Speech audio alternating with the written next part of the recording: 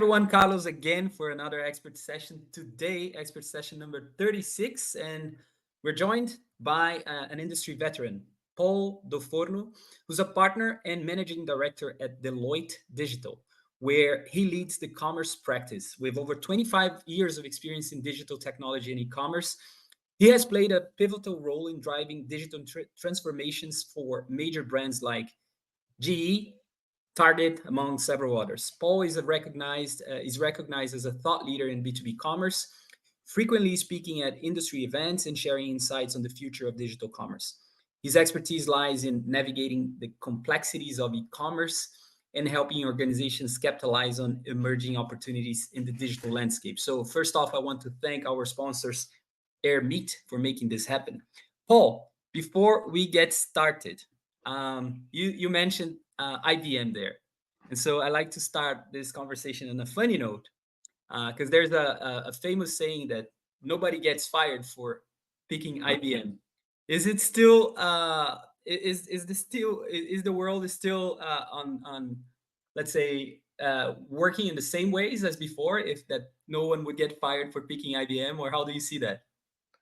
Well, there may be other platforms that you might pick on that in the commerce space.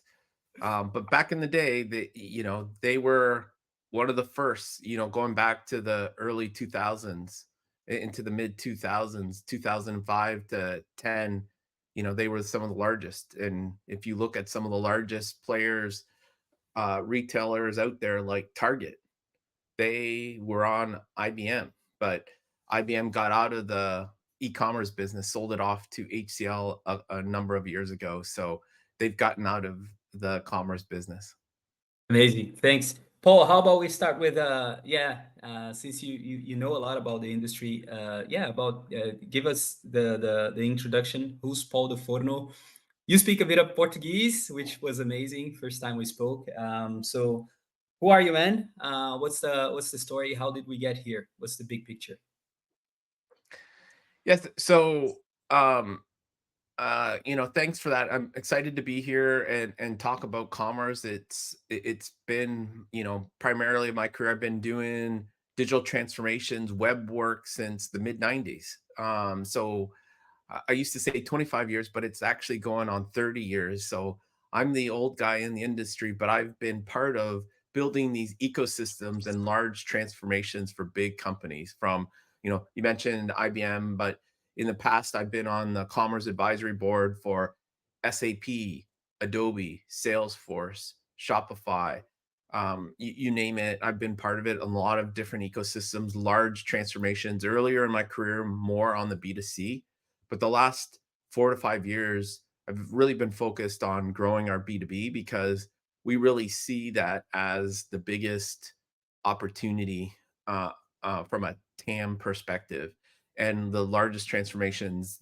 What B2C went through, B2B companies are going through, and also it's slightly different. And so today, that's kind of a segue into our conversation today of what what is B2B. There's some I find people don't fully understand it. They might think they know it, but I spend a lot of time just making sure people understand the semantics, what is the opportunity, how big it is, and we've done some research that we share, and I'm going to share some of those trends on that today. Brilliant. Yeah, I think you mentioned yesterday that you had perhaps a video that you like to share. So if you have those materials, you can we can share them in a bit. But let's start with the misconceptions, Paul. Like I did an event on B2B commerce and supply chain. I think those things are intertwined. I mean, commerce in its essence is about getting, you have to sell things and get to from A to B. But when it comes to B2B commerce, when I did the event, I learned, for example, what was a CPQ system. Tecton is a company from Sweden, and quite interesting because you probably need to have one of those systems to make the pricing configurable and all of that. So what are the common misconceptions um, that you see in relation in relationship to, B2C versus B2B commerce. Give us the juice, like the numbers, the TAM, the opportunity there. Like we, we spoke yesterday, $20 trillion is just the US, for the US market. So when we look at the opportunity, worldwide, the figure is much higher. So yeah, please educate us. All right, sounds great, and I that is a good segue into what I'll present. So just before I get into the numbers, I will share a little bit, just personally. You kind of mentioned it. So one, just something personal about me. An interesting factoid: I have three passports.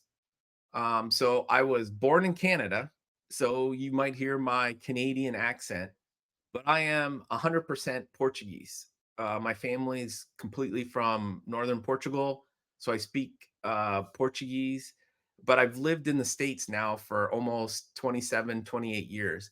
And so one of the cool things I got to do was I was at Qatar at the World Cup, and I got to see a World Cup game. It was the first time ever that all my three countries made the World Cup, and I got to see a game for each. So I got to be a fan of all of them.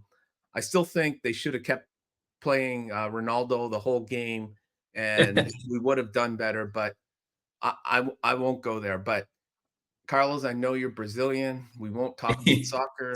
So, but that's a little bit about personally about me. But let's get into a little bit of background. So, I work at Deloitte Digital. We're the largest commerce agency in the world. We work with the biggest brands out there. You know, Foot Locker, Chevron. We've actually built some of the first Adobe, their websites, etc. So, pretty significant, huge companies that we work with. But to your question, Carlos, uh, you know, what is B2B commerce? And this is something that, a lot of times there's some confusion around. And so I like to start with just the basics. If you start with B2B sales, you have a business seller and a business customer, right? And what's different about it, I like to use this opportunity around look at these personas. If you look at these personas out here, you see there's a varied set of personas at different companies that might be part of a buying solution. So very different than B2C. At B2C, you might have at the time you're convincing maybe one person to buy something. Well, when you sell to B2B, it necessarily isn't like that. You might have to go through 20, 30 people and be able to provide lots of different varied ways to interact and how to connect. And so when I talk about B2B commerce, and this is also something even with our sales leadership, it's well, I like to define it as B2B commerce is all things digitized buying and selling for B2B sales. And I'm going to pause there and say that again. Digitized buying and selling for all B2B sales. And so that's something that is new. And some of the challenges just there's a lot there's a lot of misunderstanding or how when you talk to B2B sales leaders, what it means. Well, sometimes they think, oh, well, B2B commerce, it's that other thing that sits over there and is on its own. But really, B2B commerce is all the digital tools that help selling from one company to another. And I start with this. Some of it sounds like I'm saying something very basic, but so many conversations when you're having with your customers and ecosystems goes over each other's head because there's that perception that people think that it's one thing and not another. And so part of the challenge, and a lot of times that I spend, I'm helping to uh, get a message out that B2B commerce is all the digital things.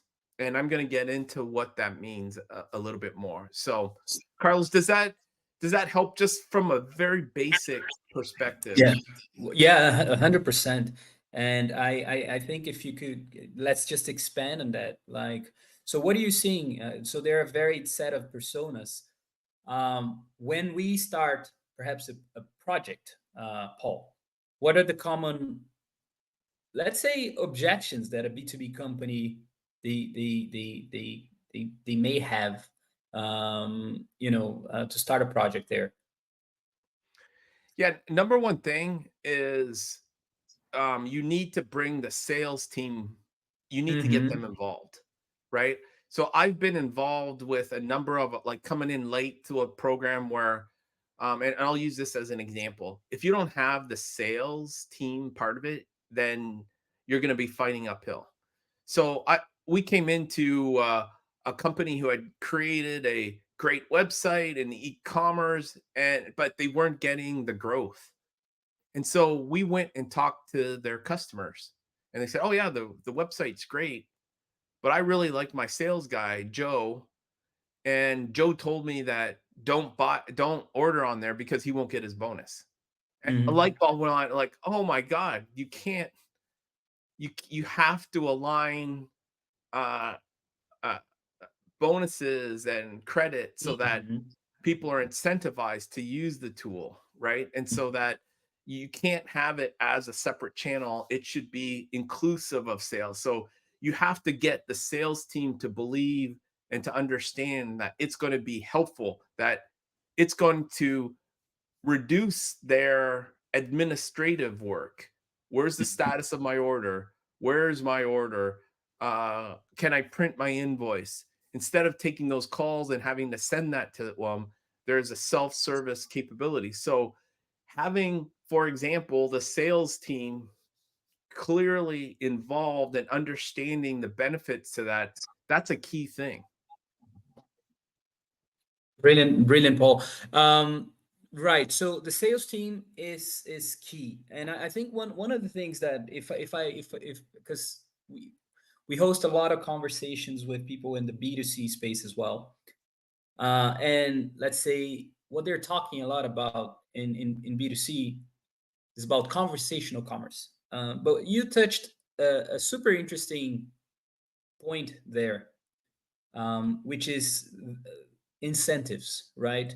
So if in Portuguese, Brazilian Portuguese, we say when you touch the pocket, let's translate it this way. When people understand it quickly, right? So when you I think talking about the incentive structure, talking about the bonus structures in companies, talking about that kind of organization or structure that you have to create before implementing technology, in my opinion, is such an interesting and more important conversation to be had because, well, if people understand that, then it becomes a no-brainer to implement technology afterwards, right? What are your thoughts on that? Oh yeah, I mean, and that's probably the change management, the Mhm. business strategy, of course, is what we spend a lot of time on, right? Like when we're working with our customers, that really it can't just be about technology, right? It has to be you have to find the value streams.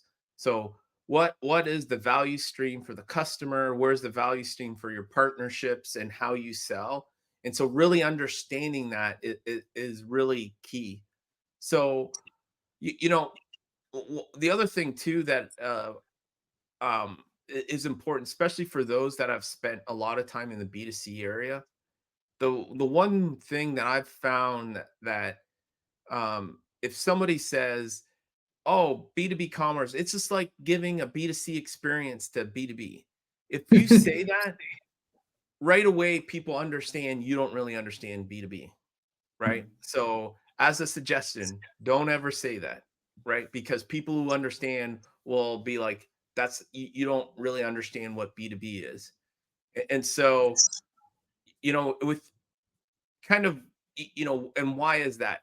Because in a number of different ways, obviously we talked about what B2B, and I'm going to get into how different B2B commerce is, but if you look at the growth over the past number of years, in the last couple of years, B2B is still in the early stages of their growth. And so what we're actually seeing is B2B commerce in the US, and it's probably similar in different parts of the world, that it's growing at 2x the growth of B2C commerce.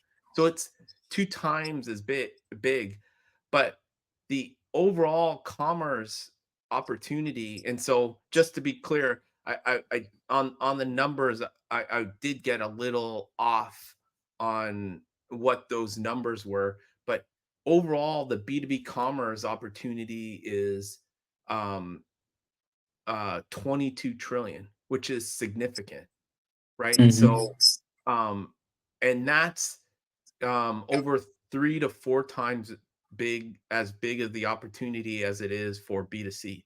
So it's a massive opportunity. So um, if you just pause there and think about, as you're looking for, the growth of what's going on, like that's pretty significant of what the opportunity is. Like, um, oh, hold on a second. Can you see me okay? I'm Yeah, having some issues with my you, camera here. we can see you. Yeah. Okay, hold on. Ah, here we go. There we go.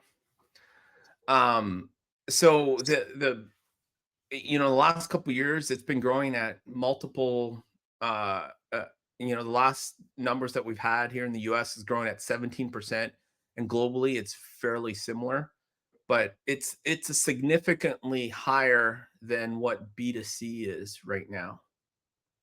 Hmm. So, um, one of the things I wanted to cover, like just going over, um, we did this is research, and if you send me a message, I'd be happy to share this research afterwards. Uh, There was just four. do you think we can share that on YouTube afterwards with Sure, the link sure, afterwards? Yeah, that, that sure, that that would be great. Okay, cool, sure. brilliant. And these four key trends also kind of will help go through, divide, and what is B2B commerce in a little bit more details. And so I'm going to go through these. So, you know, I'm going to start with, the first one. And this one, I really use this as to really understand what is B2B commerce, and understanding what is thinking about all the different channels of B2B commerce. Because this really talks to the point of what is the opportunity. And so a lot of times people might use a lot of these terms intermittently, like when we talk about B2B commerce, I now use the term omni-channel B2B commerce. And this is something that we also went through in B2C, so that people would really understand the interconnectivity of it.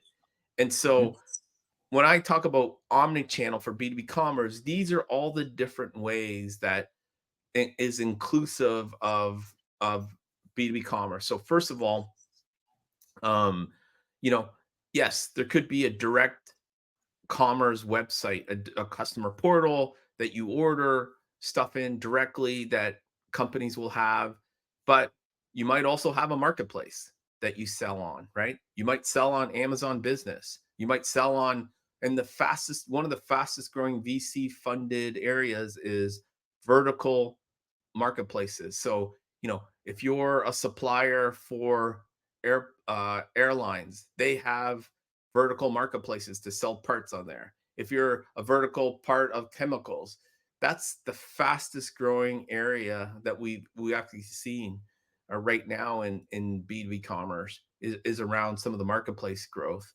And not only can you sell on those marketplaces, but you could also have your own marketplace. And the marketplaces at many times would mean like, hey, maybe you have a core product that you sell, but for a whole kit, you need a couple other products. And so you might facilitate having others sell on your website, so that a customer can come and have a whole solution just at once. And so you could have host a marketplaces. Um, Another area that's of massive growth and sometimes not understood is around procurement commerce. And Hmm. procurement commerce is where the business clients use um, Ariba, Coupa, and they use that tool to order directly to other companies. And so what you can do is connect the procurement commerce to your B2B commerce and have a what using punch outs or integrated per and if you haven't seen punch outs, what it is kind of the best of both worlds. So you as a company might use if you order stuff, you might have to use Ariba. And that Ariba might then go into your commerce experience. It will come up and it's as if you're in a commerce website, but then when you check out, it goes to your Ariba workflows and goes through your normal what your company standards are and all the approvals, etc. So procurement commerce again is a huge growing area. It's a lot of the work that we're also doing and also integrating EDI, which is one of the first ones out there. Um, Another example, dealer portals. You might set up portal, you might have a whole mini distribution capability and you have dealers that are selling your products and you might white label the dealer portals. You mentioned before, Carlos, CPQ, that whole CPQ, how it fits in. And that's a lot more of how people used to do it, like on a lead to cash. So you might hear Hmm. lead to cash from businesses, and there's a lot of overlap between that and commerce. Right. Sales assisted, you being able to call in the call center or internal sales, being able to sell on behalf or enabling your salespeople to order something for their customers, right? And then, of course, a new channel that's popping up, AI, Gen AI. So we're starting to have some really interesting areas where people are interacting and like making requests via verbal conversational requests for a quote and being able to auto generate that. So this is an example and we're going to keep seeing different variations and more channels. And so if I back up to Carlos, what you talked about before of where do you start, if you think about when we work with our clients and we're working with, hey, let's work on your customer strategy. Where Hmm. is your segmentation? And so you might be working with your clients that they might sell to one section of their business sells certain types of products and it hits a certain market. So one set of their business they might sell on a marketplace. Another segment of their business might be through procurement. Another set might be in dealer portal. And so when you think about this omni-channel strategy, think of it almost like if you were in the marketing mix. What's your marketing mix to hit all your customer segments? And so this is really I spend a little bit more time on this than anything in my presentation because this is really kind of what you need to really understand B2B commerce is think of it as this multi-channel opportunity. Yeah, I find it fascinating, especially when it. I mean, I'm a community. We are community builders, and when I look at this ecosystem, because as we spoke in our networking session there, I believe in looking at ecosystems and B2B sales. It's a multi-thread sales, right? So you always have an opportunity to build a relationship with someone in the value chain so they can understand what you're doing. So, and to start a conversation there to, I don't know, to increase sales or to increase lifetime value of the customer. So I find this fascinating. And Paul, before we move on to the next slide and to perhaps the video you mentioned yesterday you had, when it comes to, because we have a lot of solution providers here at Evolve Commerce Club, right? Um, I believe many solution providers they've been they come from a B2B background, like Tecton, as I said, it's a Swedish company.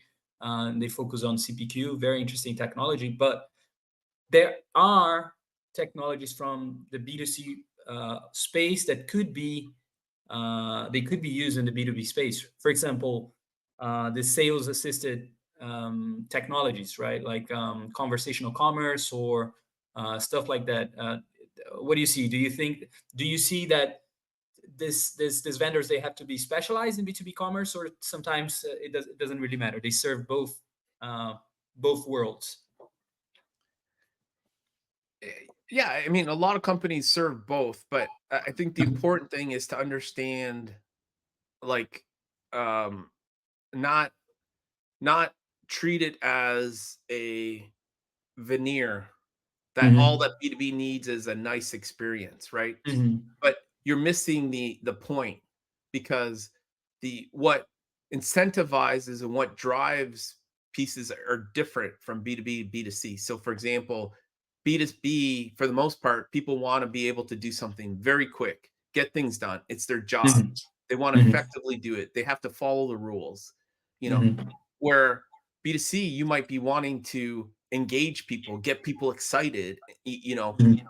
have them spend more time. Like, and so I think it's more and I probably, especially here, I Mhm. overemphasize of s- you know, focus on the key problems of B2B, Got it. Got it. and focus on how you're making life you. So for example, and we'll get into some of these trends and what's happening and how you help fix them. So for example, we've done lots of voice of the customer research Mhm. on B2B. And if you look at the top 5 things that people care about, are you easy to do business with? Do you Mhm. have how electronic is your business? Can I get my Mhm. status? Like, those things are completely not even the same thing as B2C. And so it's really always focus on the B2B problems from a business perspective. And do you have those the voice of the customers or trends? Would be nice to see them in a list. I think that's super interesting if you have that to share. Or Yeah, and maybe I think I don't have some of the call outs here, but some of the Mhm. overall trends I'll have on here. So Perfect. some of this is worked into the overall trends that we'll talk about here. Okay. All right, cool. Um, okay. Yeah. Do you have that video you like to share, or maybe is there anything else that you like to share, like in the slides that you prepared for us? Well, I have my presentation, so I Yeah. Just go ahead. yeah, thank you. So this first trend around this first trend that we talked about, one of the questions was like, have people applied this framework successfully? Yes. A lot of them are still earlier on and might have only been using one area or two, but some of the largest ones are based on large segments are using bits and pieces. And so from our research, um, that people B2B customers spend 62% more when they have the opportunity of being able to be, depending on their businesses, being able to make it easier to for them to buy consistently across all of those. So pretty significant bump up to where we're looking at. So trend number two, um, this is something that we're seeing a massive growth in, like how the front office is growing on top of the back office ERP upgrades. So this is a massive trend that we're seeing, especially in very large. So if you look at a lot of our customers right now, 82% of the companies are right now in the last year, or plan to in the upcoming year, that they're going to be upgrading their ERP system. And so if you look, and this is especially the case for SAP. So there's a 16,000 customers that in SAP that are still on ECC that have to get to S4 over the next couple years. Okay. And so why is this important for B2B commerce? what we're seeing is um, that these companies are a lot of these tech, a lot of these B2B companies, they might not have invested a lot of dollars around digital. And so they're now forced to go to the board to get a big investment for these SAP upgrades. And so when they're going to the board and going through these big digital transformations, some of the challenge they have is they sometimes either don't have the business case to sell it. And so one of the things that we've now been involved with, and we have a business case model around that, which is, proprietary from Deloitte, is we've found that we can show that if you include commerce and some front office capabilities, it actually will help the overall business case, which is a massive opportunity. So, and this is where when we talk about front office and back office, front office for a lot of these business companies, when you're doing these large digital transformations, you're not just doing upgrading the B2B commerce, you're also upgrading marketing, sales, service. And so there'll be some mix of all of these in. But what's interesting that we found on the B2B commerce is it really drives the business case. And so, for example, on the right here, you see an example of a business case that we did where B2B commerce provide was 24% of the investment, but provided 57% of the business case. Said another way, the front office and B2B commerce actually help to pay for the back office. And I'm going to say that again, especially for those in the ecosystem that are trying to sell this. The front office can help pay for the back office. And if you think about how some of these companies, when they're going to the board to get this money for transformations, Mhm. when's the best time to do this? Right? When they go ask for a huge budget, well, it's only the front office is representatively is a smaller investment to their bet. They go ask for it at the same time. And Mhm. that's the best time to do it. And what we're seeing is that um that combining these, they get some value, and you're now able to do this work at the same time in parallel because of all the great opportunities and SaaS-based solutions. We can do this at the same time. So if you look at our growth area, our biggest customers, this is what we're doing. And another way to think about this is, and talking to your customers and your executives is, you know, if you're going to do a massive back office transformation, it's like you're going to redo half of your house. Why don't you redo the whole thing? And guess what? Mhm. If you do the whole thing, there could be new revenue streams that will drive. And so this is probably, the number one learning opportunity for selling opportunities is find where follow, I like to call it like follow the money, which is Right. follow where the big change is going to happen and how can Mhm. you add value onto there. Perfect. This is super interesting. And if I may add a question here, Sure. Paul, the front office would be like a CMS upgrade or an assisted sales solution, like where yeah, you see like a quick win for the salespeople, and that will drive other things. Is my understanding correct?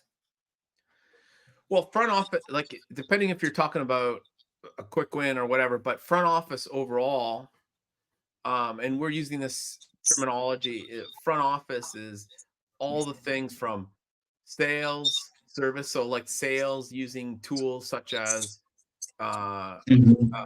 Sales Cloud from Salesforce, or Got it. different from Microsoft, to service components to Mhm. driving marketing solutions. So all of those are in the front office, right? And there's Mhm. a wide, that's a whole other thing from back office, which is traditionally, the large ERPs that are running fulfillment, supply chain, financial Mhm. planning, and demand planning. That's kind of the breakout of it. So um, many times, especially what we've seen in B2B, they've probably spent on the front office piece, they've dipped their toes in sales. They might have some basic CRM, and they have service.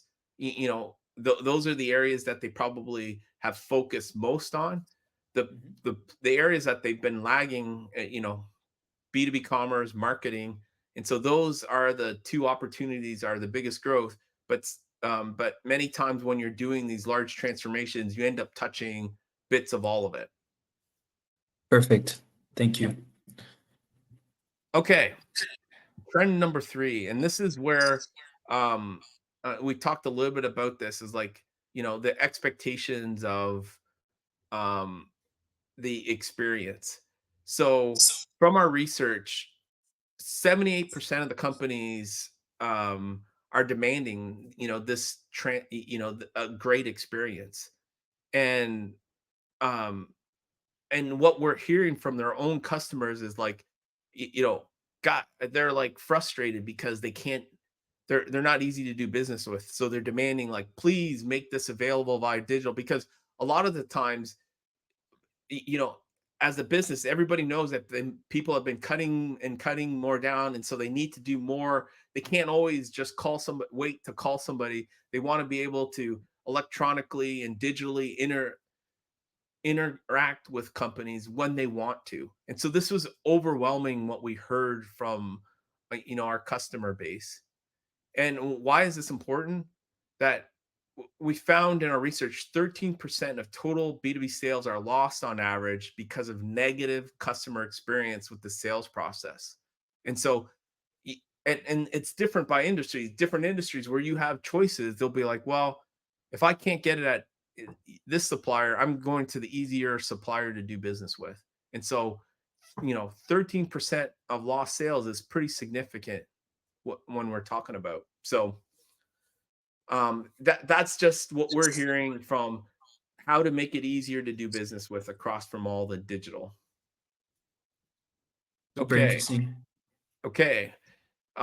Fourth trend, reducing sales friction and creating new growth. So, um, kind of associated with that trend is uh the current set of capabilities, and what we heard from our research from our customers. 45% of the B2B companies say the purchasing process is extremely manual, meaning they might have to fill something out and send stuff up. They might have to call somebody at a certain point. And so all of these areas are like, how do you optimize? It's finding the problem areas and how do you optimize the pain points. And so when you look at what helps those, we've all this is what we've also seen of what people are investing in. And so part of what we've seen is like, what is the priority of what people are working on? So, as I talked about before, e-commerce platform is, 59% of the customers were looking at redoing their platform, their digital marketing, improving their customer service. And so what you're seeing here and what's interesting is if you looked back at the omni-channel commerce that I talked about earlier, this is kind of like this evolved. Like, you need a core commerce package to run that omni-channel experience. And then what you see, so that's really, since we're still in the early stages in many of the B2B, people don't have, for the most part, are still need to get on a core modern commerce platform. And then when they do that, and you see some of the requests below, and it says e-procurement, there's only 31% because people are still in the basics. And so that's why you see that demand being a little bit lower, but it's people don't understand that opportunity as much. So we're still in the early games of, you need core commerce platforms, core digital marketing, and customer service are the top three things that we're hearing from the research that we're doing. Perfect.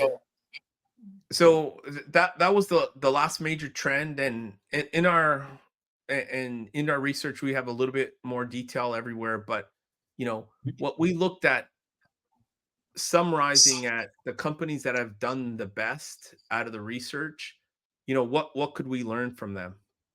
So, those front runners, like the ones that were doing that had invested ahead and have done, we actually saw that they had 2 times the greater growth in e-commerce revenues versus the less effective that hadn't adopted some of the ideas or made it easier to do business with or done some of the experience. And so clearly, the people that were early to the game have done much better by the results. So 2x greater growth rates, so which is pretty significant. Um, Also, the front runners are nearly 3 times more likely than less effective sellers to have a fully integrated omni-channel experience with ERP. And that can't be said enough that if you're going to be in the B2B business, B2B commerce business, you need to understand how that works with being able to do real time pricing, real time access, real time connection to your back office, be it Oracle, SAP, Infor, whatever ERP. That is so critically important. Again, um, uh, and some of those things is re-envisioning how you interact with the back office, because in many ways in the past, and some of these companies are still used to, like, hey, I placed an order, you know hey, an email gets sent to somebody who then enters in an order to the back office. And so you're reimagining how you're doing business, and that's a lot of what we're also breaking down, some of those barriers with the back office. Mhm. So a lot of stuff that kind of summarized, kind of from a B2B at a very high level, based on some of the trends and some highlights of the trends that we did, and I'll be able to share, but I'll Brilliant. open up to questions. Sweet. Yeah. So first off, we thank you, Paul. Very interesting, and I loved it. So we have actually what we do is now we're going to invite some of our members to join us on stage. I think it's always nicer, and then we Sure. also have questions and a platform coming through. So maybe Hawan, if Hawan is there, if he's ready to join us, Gustavo, go ahead and yeah, let's have Hawan on stage. Also, let's make sure that we have the full view of Paul now. Paul, we'll share this on YouTube and our community as well. Okay. Okay. The presentation. Great.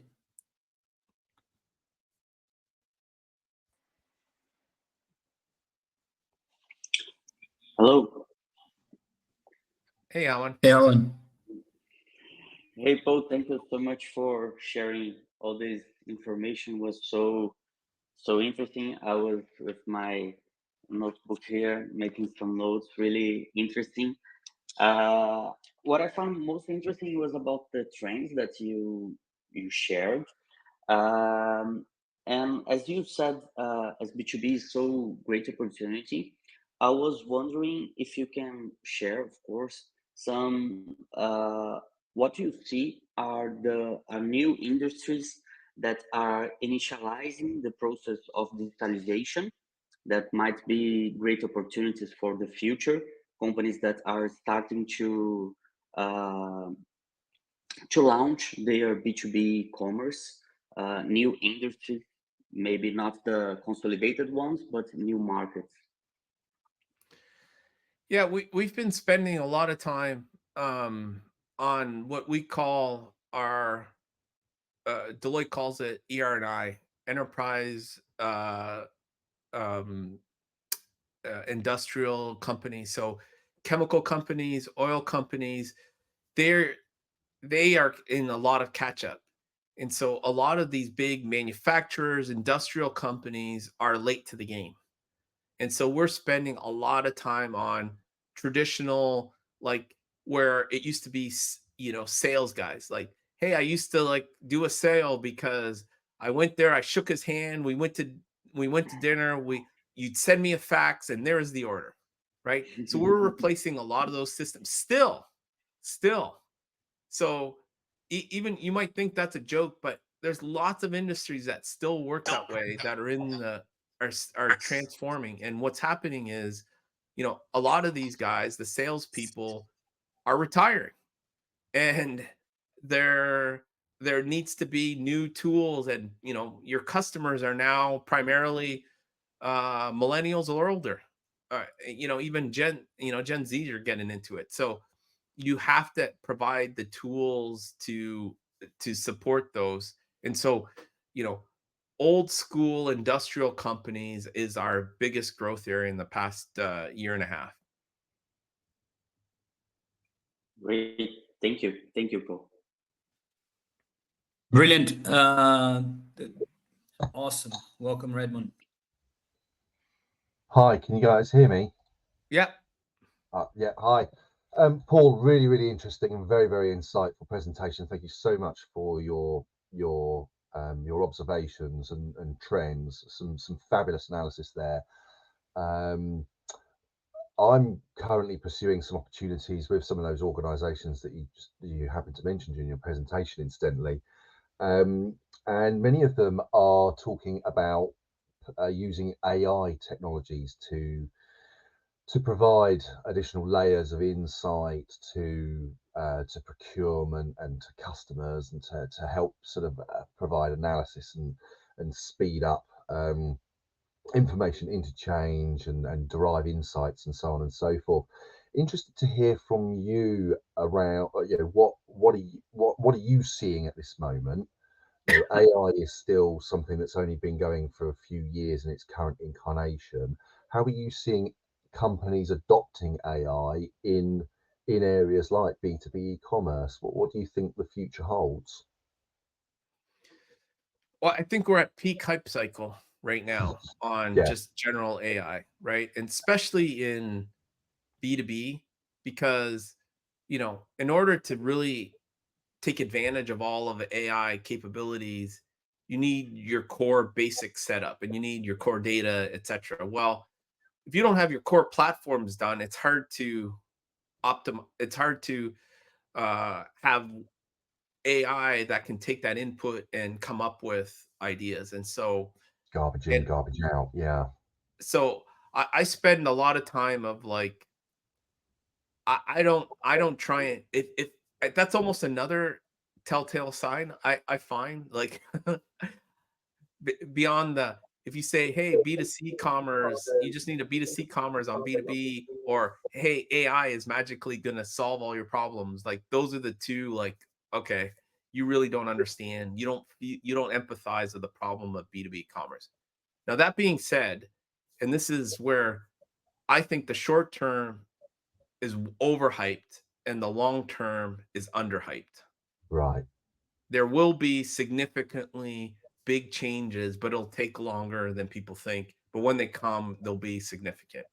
Yeah, So I'm old enough to be around to go through what we went through. I think this is very similar to what, the .com changes that we went through.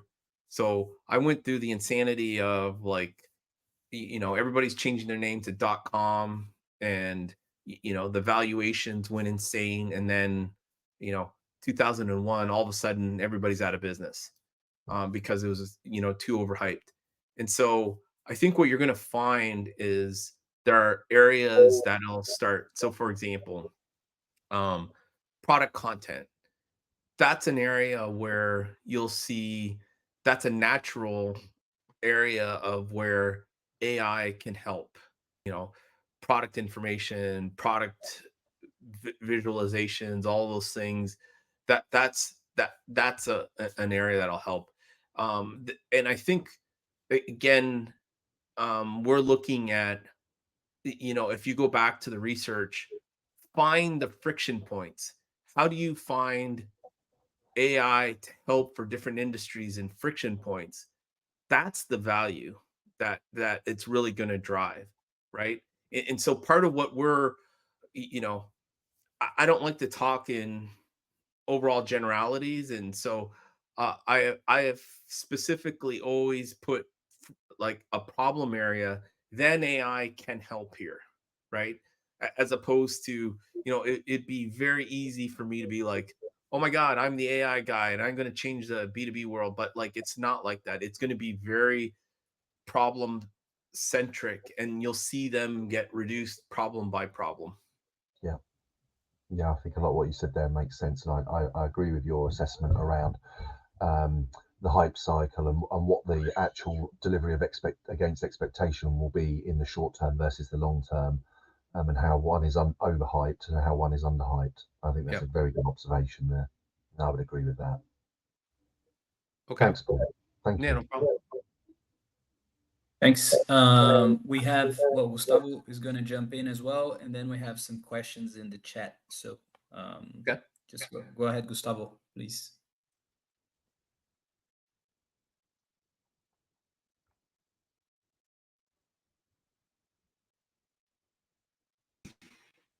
Really great presentation, Paul.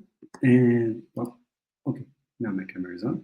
And yes, so let me just first push one question that we have here.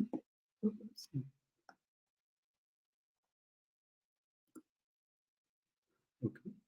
Yeah, so is back office for these upgrade waves becoming smarter or lighter?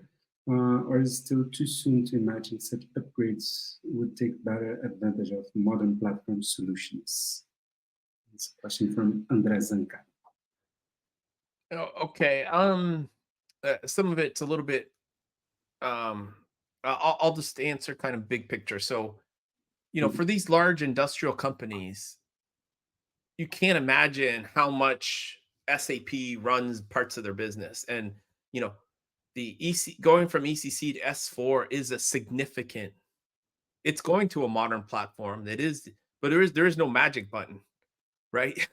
There isn't no magic button of just hit a button and it's upgrading, because the challenge that they're doing too when we do these upgrades, because we're actually the largest SAP implementer in the world as well. And so part of what they're also doing is optimizing the business process. So it's not just that you're upgrading, you're also optimizing the business process. And so part of that is, that's why some of these um projects take so long, is because, well, if you look at some of these companies, they may be working in 160 countries. So imagine all of the complexity of languages, companies, business segments. It's very, very complicated. And so to get to these new platforms, there is no easy magic button. I'll just say that. And if you look at the platforms that they're going to, cloud based, using all the latest technologies, they are going to the modern platforms. That's what they're doing. It's just not easy, especially. And again, I'm giving comments thinking about the enterprise, like much larger companies. If you get into smaller SMB type of things, it's a different ball game. But in the enterprise side, the back office are significant upgrades, and the opportunity for quote unquote the front office is that actually those, and we've done this quite a bit, is you can get early wins by building out stuff on front office, quicker experience, a quicker commerce experience first, while you upgrade all the things behind the scenes. Great. And yes, I have a question. It's more like, I would say, curiosity that I have. So B2B commerce is a huge market, and this is not, let's say, new, right? This is so B2B commerce, B2B is huge since basically always.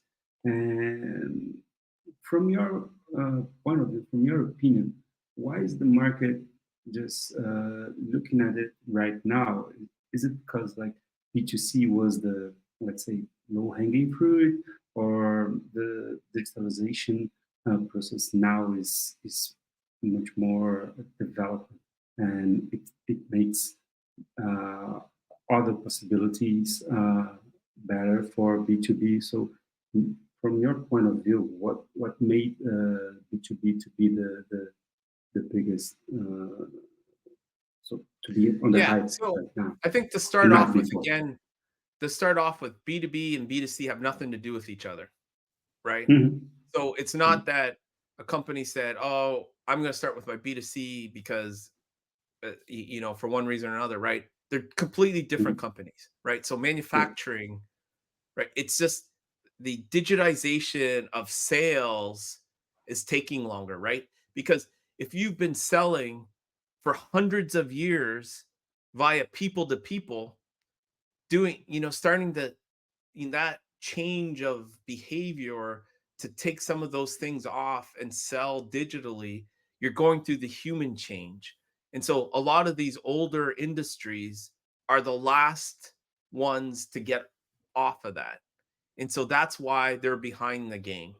And traditionally, too, a lot of those companies have not invested in digital. It hasn't been a priority. It's been, they've invested in their core asset business, et cetera. And that's been an afterthought. And so now all of that is catching up. And some area they're being pulled through either via these large back office transformations that they're having to do these large transformations, and that's pulling them through, or they're getting acquired by holding companies. And I'll give an example of why this is important. Like, so we helped again, a chemical company, which traditionally had done sales in a very traditional way where you could set in, call in your order, email your order. They couldn't, it was a lot of hand holding. And so we helped their distribution business, go to Hall e-commerce, have a great portal, a great experience. And so when they ended up selling that business unit because they had invested in this digital experience, they actually got an incremental a couple $100 million worth of business. So their valuation normally would have been around 700 million. They ended up getting over a billion for the business for that when they got sold because they had invested in those digital tools. And so um uh these VCs and PE firms are valuing that digital transformation. If you start to listen to, the stock Wall Street, when they're doing reviews of companies, they're starting to see like how digital are these companies and what is their valuation on the stock market. And so all of those things are driving like, oh, well, crap, I'm not going to get again, money drives behavior, right? When people start to understand that they're going to get their company's going to be worth more if they're more digital, if their stock price is going to go up if they're more digital, they will invest that way. Great. Thank you. Just on that note, thanks, Gustavo, for your question. And just on that note, I think it's super interesting what you're saying. There's a guy in the US, I follow his podcast, Patrick Bet-David, PBD. Not sure if you're familiar, but he used to be in the insurance industry. Today he has let's say a media conglomerate, like a modern media company. And he said that when he was in the insurance business many years ago, one of the things that the investors or VCs or private equity companies they were evaluating is how digital his business was, right? And he said, well, they said the way your business is today, well, you make 10 grand a year, $10 million a year. So you're probably valued at $50 million. He said, well, I'm not interested in that. I'm interested in having my business valued at $1 billion, $2 billion exit, right? And what he says, like it's quite interesting. He says he had to create a proprietary platform, digital proprietary platform for in the insurance business, so he could increase in valuation because that's what another business would pay for. And I think that's quite interesting. Do you think? I mean, these companies they should aim for proprietary platforms. This is an open-ended question, or just having digital, because there are so many great platforms nowadays. For example, we are going to Mighty Networks, like when it comes to community, way better than WhatsApp, but we are renting a space. And what are your views on that? Just by connecting pieces, they can increase the valuation, or should they go for a proprietary platform? Yeah, I think you have to dig in there. My My simple answer is absolutely not proprietary for B2B. There's no way. Perfect. Mhm. Even the largest players are using it because that's not the differentiator. It's proprietary, meaning you can leverage stuff off the shelf and build it and customize the workflows for you. That's where the business value, right? Use the, you know, you don't need to build from the ground up, right? Leverage the tools. There's so many tools out there. You would not invest in big. You don't get the payback. You have to be, you have to, for you to get the payback, for it to really mean that big of a difference. You have to be an Amazon or a Walmart, Mhm. right? Like type of pieces for these industrial companies that you can't go think about. Many of these customers that you're dealing with, these industrial companies, they haven't done any technology. So it would be like going from 0 to 100 instantly, right? It doesn't make sense. So, and in the meantime, since they've grown, all these new SaaS-based technologies have grown and there's a whole ecosystem. And so them adopting, you know, those technologies, that's really what the focus would be. Amazing. Paul, we could definitely talk more about it. We're gonna have you on again, if you agree and if you like the experience here at Evolve, but we have to wrap up today. So yeah, maybe some final remarks. If people want to find you, I mean, you're in the community, but of course we're gonna share this on YouTube afterwards, and we would love to show your research as well. But just yeah, just some final words and yeah, where they can find you. Yeah, for sure. So, um, yeah, just to, thank everybody.